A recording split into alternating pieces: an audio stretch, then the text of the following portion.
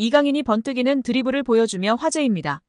파리 생제르맹은 2일 프랑스 빌레부다스크에 위치한 스타드 피에르 모루아에서 열린 리그앙 3라운드에서 리를 3대1로 이겼습니다. 이강인은 교체 명단에서 출발했는데요. 루이스 엔리케 감독은 지난 2라운드에 이어 이번 릴전에서도 이강인을 벤치에 앉혔습니다. PSG는 전반전 압도했습니다.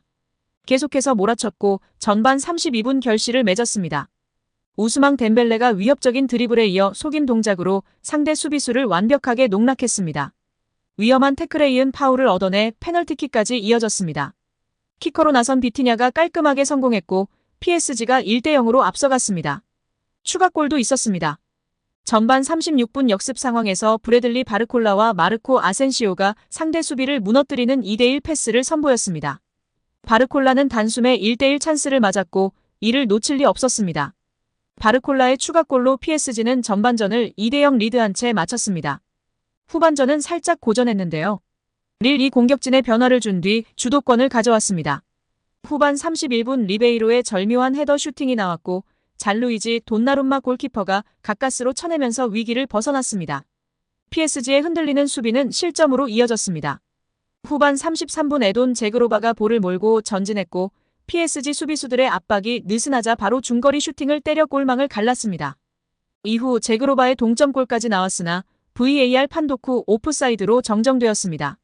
불안하던 PSG는 교체로 투입된 콜로 무아니의 쐐기골로 승기를 잡았습니다. 후반 추가 시간 1분 대질의 두에가 성실한 압박으로 볼 소유권을 따냈고 곧바로 크로스를 올려주어 무아니의 헤더 득점을 도왔습니다. PSG는 남은 시간 실점하지 않았고 3대1로 승점 3점을 따냈습니다. 이강인은 후반 29분 교체로 투입됐는데요. 16분을 소화하면서 번뜩이는 드리블을 보여주었고 존재감을 과시했습니다. 경기 종료 직전이었던 후반 43분 이강인은 PSG 수비 진영에서 자신을 향해 달려드는 릴 수비수 5명을 허수아비로 만들었습니다. 폭풍 드리블로 모두 제친 뒤 반대쪽으로 침투하는 동료에게 연결해주는 스루 패스까지 완벽했습니다. 이강인은 16분 동안 패스 성공률 71%, 기회 창출 1회, 드리블 성공 2회, 지상볼 경합 승리 2회를 기록했습니다. 출전 시간이 워낙 짧았음에도 존재감은 확실하게 보여주었습니다. 리그앙 개막전 이후 2경기에서 2골을 터뜨린 이강인. 예상과는 다르게 벤치에서 출발했습니다. 루이스 엔리케 감독이 바르콜라와 덴벨레의 좌우 윙어 조합을 선호하는 것으로 보이는데 이강인은 2경기 연속골에 이어 번뜩이는 드리블로 눈도장을 한 번 더 찍었습니다. 다만 경기 종료 후 엔리케 PSG 감독은 릴과 같은 팀을 상대로 하는 원정 경기에서는 쉬울 것이라는 기대를 해서는 안 된다라고 입을 열었는데요. 그는 우린 약 70분 동안 경기를 지배했다고 생각하지만 마지막 20분 동안은 리듬이 부족했다. 경기를 쉽게 마무리하지 못했다라며 후반전 막판 만족스럽지 못했다고 평가했습니다. 공교롭게도 이강인의 출전 시간과 겹치는 시간이라 아쉬운 부분인데요. 이강인의 이번 시즌 출전 시간은 지난 1라운드 르 아브르전 71분, 2라운드 몽펠리에전 28분, 이번 경기 16분으로 점차 줄어들고 있는 모습입니다. 엔리케는 결과는 공정했으며 우린 잘 해냈다. 여전히 좋은 흐름에 있다. 승점 면에서는 더 발랄 것이 없다. 득점도 13골을 넣는 동안 2실점만 기록했으니 나쁘지 않다. 더 발전할 수 있지만 우리 팀의 수준은 이미 매우 높다고 생각한다라고 덧붙였습니다.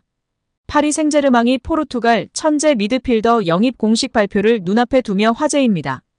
이강인을 도울 수비형 미드필더 재능이 프랑스 무대로 향한다는 소식에 팬들의 관심을 받고 있습니다. 유럽 축구 이적 시장 전문가 파브리시오 로마노는 1일 주앙 네베스의 PSG행 발표가 임박했다. SL 벤피카는 이미 서명을 마쳤고 네베스는 메디컬 테스트를 마쳤다라며 이적료는 옵션 포함 7천만 유로 약 1,000억 원 수준이다라고 밝혔습니다. PSG는 수비형 미드필더 영입에 진심이었습니다. 로마노는 PSG는 몇 주간 협상 끝에 두 번째 계약을 체결하게 됐다라며 벤피카와 협의는 꽤 오랜 시간이 걸렸다. 올 시즌을 앞두고 PSG는 네베스와 계약에 서명할 예정이다. 그는 2029년 6월까지 PSG와 함께할 것이라고 설명했습니다. 심지어 PSG는 네베스 영입을 위해 선수 1명을 계약에 포함했습니다. 로마노에 따르면 헤나투 산체스는 벤피카로 임대되는데요. PSG는 미드필더 1명의 거금을 벤피카에 내주고 네베스를 품는 셈입니다. 네베스는 포르투갈 최고의 수비형 미드필더 재능으로 통합니다. 어린 나이에 포르투갈 국가대표팀에 승선했으며 유로 2024 최종 명단에도 들었습니다. 지난 27일 조지아와 조별리그 경기에서는 선발 출전해 75분을 뛰기도 했습니다. 유럽 명문들이 네베스를 노렸습니다. 현지 매체의 보도에 따르면 네베스는 맨체스터 유나이티드 이적설에도 휩싸였습니다. 네베스는 맨유 주장 브루노 페르난데스와 절친한 사이로 잘 알려졌습니다. 실제로 로마노는 지난해 네베스는 에릭 텐 하흐 감독의 중원을 강화하기 위한 자원이다. 11월부터 스카우터를 보내 직접 확인하고 있다. 좁은 공간에서도 소유권을 유지할 수 있는 수비형 미드필더다라고 분석한 바 있습니다. 유럽 대항전에서도 경쟁력을 입증했습니다. 네베스는 유럽축구연맹 챔피언스리그 6경기를 모두 풀타임으로 뛰었습니다. 스페인의 레알 소시에다드, 이탈리아 강호 인터밀란, 오스트리아 명문 레드불 잘츠부르크와 맞대결을 펼쳤습니다. 축구 통계 전문 매체 풋몹에 따르면 네베스는 평균 평점 7.52를 받을 정도로 뛰어난 경기력을 선보였습니다. 네베스가 파리로 오면 이강인 선수가 더욱 빛을 발할 수 있다고 보는 시선이 지배적인데요. 이강인이 더욱 공격에 집중할 수 있게 도울 자원이기 때문입니다. 우가르테가 만족감을 주지 못해 비티냐 등이 수비형 미드필더로 뛰게 되면서 이강인 선수의 위치도 애매했는데 확실한 수비형 미드필더 자원인 네베스가 버티고 있으면 공격적 재능이 높은 이강인 선수가 더 선택받을 수 있는 확률이 올라간다는 평가입니다. 네베스는 어린 나이에 노련한 경기 운영과 왕성한 활동량이 돋보이는 미드필더인데요. 이강인 선수와의 중원에서의 케미가 기대되고 있습니다. 다음 달 24일 정몽규 대한축구협회장, 홍명보 국가대표팀 감독, 이임생 기술총괄이사가 국회에 출석할 예정입니다. 국회 문화체육관광위원회는 28일 정몽규 대한축구협회장, 홍명보 축구대표팀 감독, 이임생 협회 기술총괄이사 등을 포함한 10여 명의 증인 및 참고인 명단을 정리했습니다. 문체위는 다음 달 5일 전체 회의에서 이들에 대한 증인 채택을 의결하고 24일 현안 질의의 소환에 감독 선임 과정에 대해 집중적으로 캐물을 예정입니다.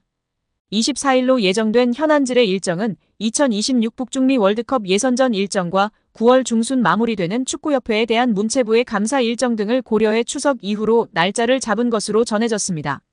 증인 명단에는 정몽규 회장과 홍명보 감독, 이임생 이사를 비롯해 정혜성 전 협회 전력강화위원장, 박주호 전 전력강화위원 등이 포함됐습니다. 참고인으로는 직전 축구협회 전력강화위원들을 비롯해 황선홍, 김도훈 등 축구대표팀 임시사령탑을 맡은 지도자들도 포함된 것으로 알려졌습니다. 증인과 참고인 명단은 바뀔 수 있는 가운데 문체위는 가급적 많은 증인과 참고인을 현안 질의에 참여시켜 축구협회의 문제점을 소상히 파악할 수 있도록 준비할 예정으로 알려졌습니다. 대한축구협회 국회 감사 관련 여야 합의에 따른 출석 요구자는 총 14명입니다.